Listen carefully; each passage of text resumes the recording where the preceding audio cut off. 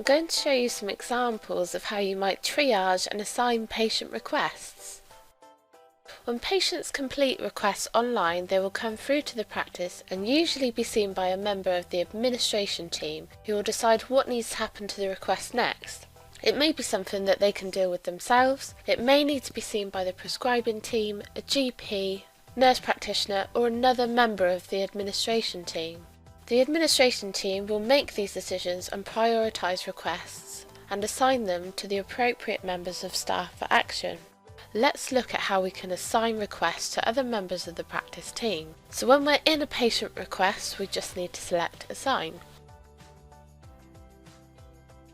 When we select the drop-down, we can see there's a list of users associated with the practice, and at the top we have some groups that have been set up. These are groups of GPs, nurses, reception team members and pharmacists, which will have been set up by a dashboard administrator.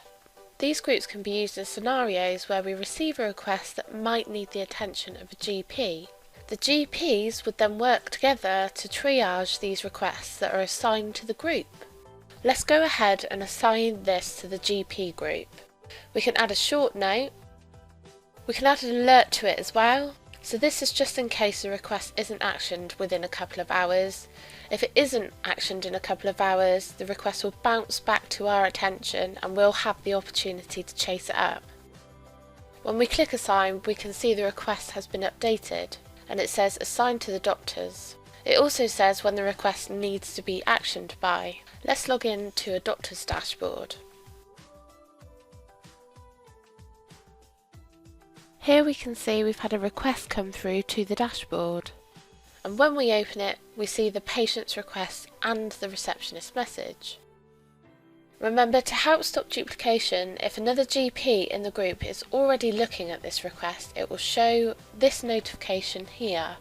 If we carry on with the scenario, as the GP, we're going to assign the request back to reception team and ask them to offer the patient a video consultation at 3 PM today. This is also the process you would follow to reassign a request to another member of the practice. Now, as the receptionist, we've received the request back from the doctor and we can go ahead and book the appointment. Take a look at the video consultation tutorial to see how to do this. Assigning a request to an individual member of staff works in exactly the same way, but the request will only go to the individual's dashboard rather than all of the users that are in a group.